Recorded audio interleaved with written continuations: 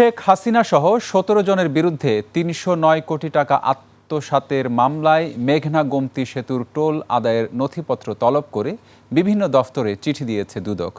এদিকে শেয়ার বাজারে কারসাজি করে ২৫৬ কোটি টাকা আত্মসাতের মামলায় ক্রিকেটার সাকিব আল হাসান সহ সংশ্লিষ্ট ১৫ জনের বিরুদ্ধে মামলার তদন্ত শেষ পর্যায়ে। খুব দ্রুতই চার্জশিট দেওয়া হবে জানিয়েছে দুদক। বিস্তারিত সুমাইয়া খানের রিপোর্টে। ক্ষমতাচ্যুত প্রধানমন্ত্রী শেখ হাসিনার ১৬ বছরের শাসনামলে দুর্নীতির ফিরিস্তি জমা হয়েছে দুদকে। এসব নিয়ে সংস্থাটির একাধিক টিম কাজ করছে। এবার শেখ হাসিনার বিরুদ্ধে মেঘনা গোমতী সেতুর টোল আদায়ের অর্থ আত্মসাতের মামলায় নথিপত্র তলব করে সড়ক পরিবহন বিভাগ সহ বিভিন্ন দপ্তরে চিঠি দিয়েছে দুদক। মামলায় বলা হয়, টোল আদায়ের নামে ৩০৯ কোটি টাকা আত্মসাৎ করা হয়েছে।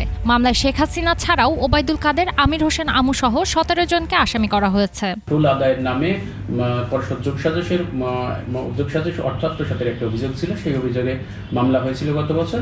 তদন্তকালে তদন্ত কর্মকর্তারা যেটা কাজ, তাদের শিডিউল কাজ মূলত তদন্ত কর্মকর্তা, তদন্ত টিম তারা সংশ্লিষ্ট দপ্তরগুলোতে পত্র প্রেরণ করে থাকেন।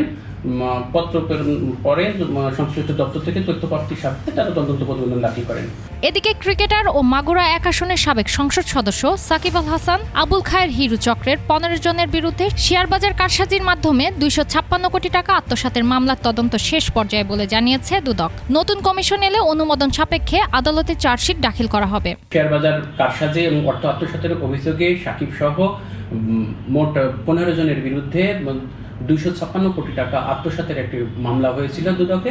এছাড়াও সাকিবের বিরুদ্ধে অর্থ পাচার সহ অবৈধ সম্পদ অর্জনের অভিযোগে অনুসন্ধান করছে দুদক।